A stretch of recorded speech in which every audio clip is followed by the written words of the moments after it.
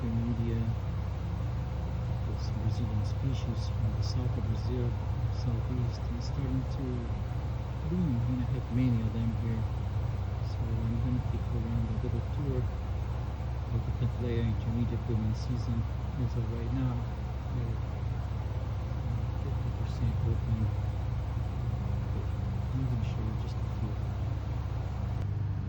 There's that Baji again. The previous one we saw was the Cattleya intermedia Cattleya, because of the markings on the petals,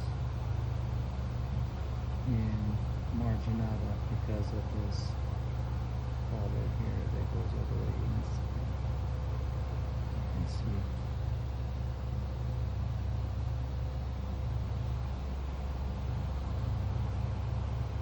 Alright, and here's the old Cattleya intermedia compacta pintada do tenente.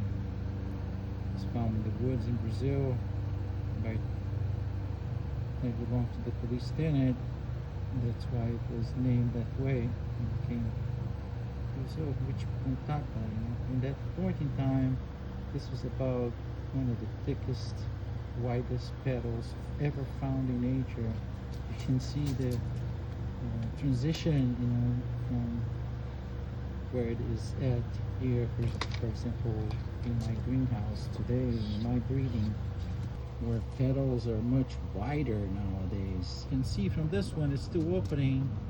It's already wider petals. It's gonna be nicer when it finishes opening, but you can see that it has the Cattleya intermedia compacta pintada do tenente in it way back, because Cattleya intermedia is 10 generations in breeding or more,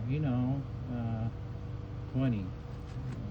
So it's been, there's quite a few generations of Cattleya intermedia that has been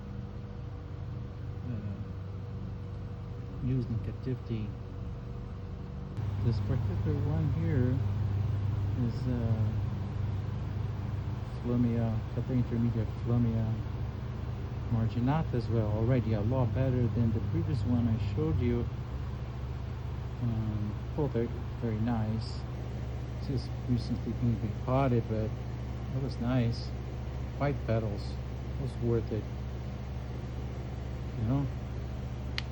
Bought the plant, the parents, then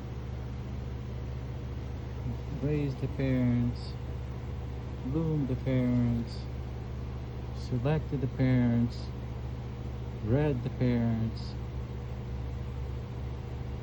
sold it in vitro,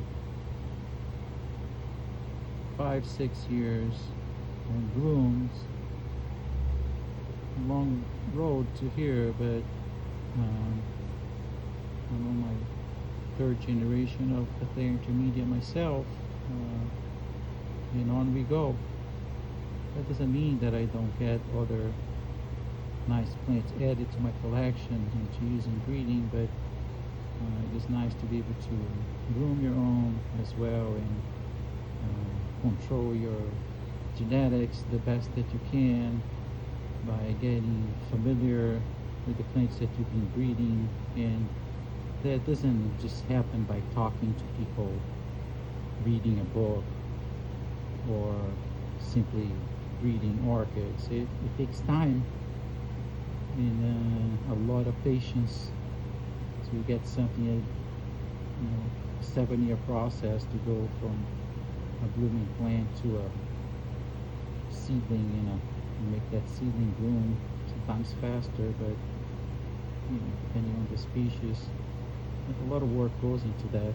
Here's another nice plant. It's blooming. It's just being divided, and so it's not blooming really well, but but it's beautiful. It's a nice light from color, a thing of beauty.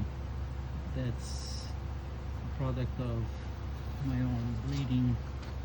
It was early on when I first started. It's already being used as a parent as well to just other very nice plants. This particular plant was achieved by making a crossing of two plants that were found in nature. And at that time, people were already 5, 6, 7 generations into breeding Cattleya intermedia or more in Brazil, I mean. And I chose this route because I know that not all of the plants that were found in the wild were using as starters or precursors of the current breeding lines that we're using in breeding to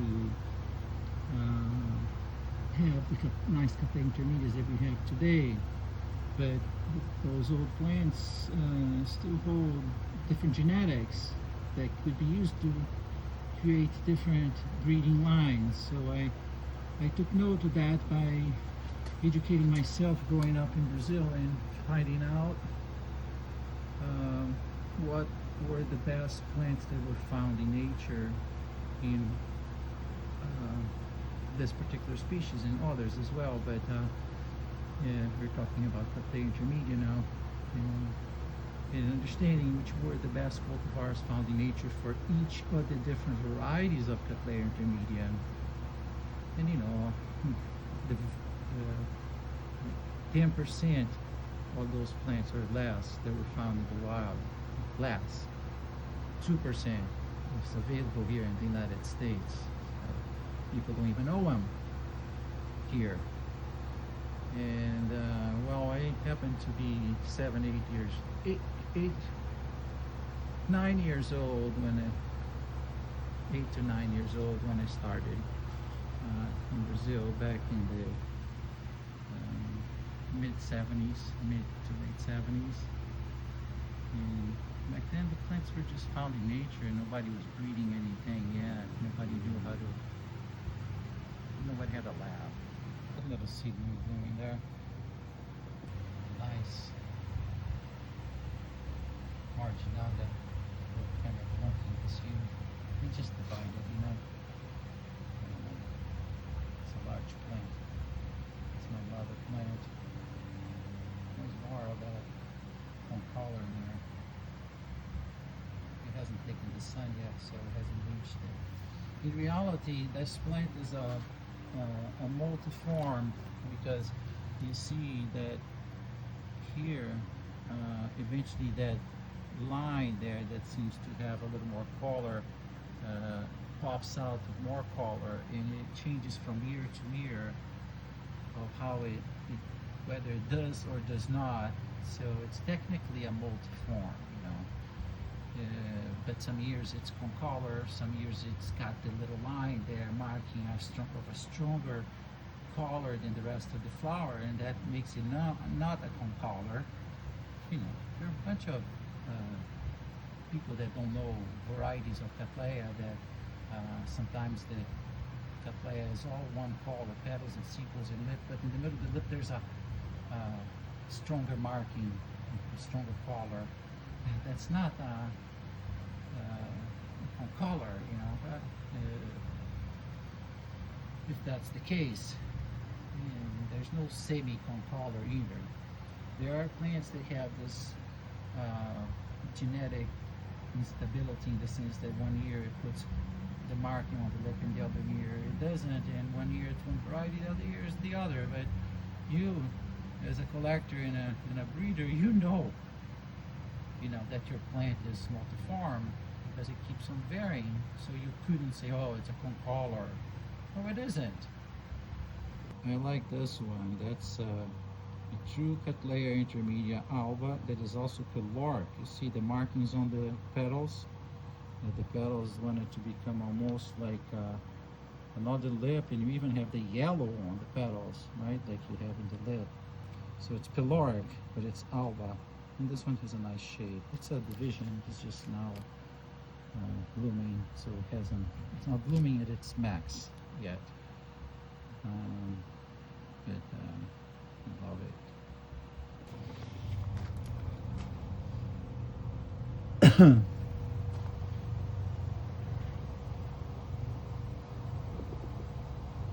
This one is a little division. It's also blooming, just being repotted.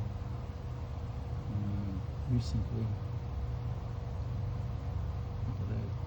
That's what happens when you have so many, you have a plant for so long and it keeps on varying like that, like being divided like that. I have so many plants of this, but I love them. I'm breeding again with it. I had new ideas, so I'm breeding again with it right now. Let's close with this plant here. You can see it's growing outside of the vase on the tray, and there are two of them, and one is still opening, and you can see that it's going to be fabulous. Look at that. We need to give it time to finish opening. And the other is this one here. Look at that.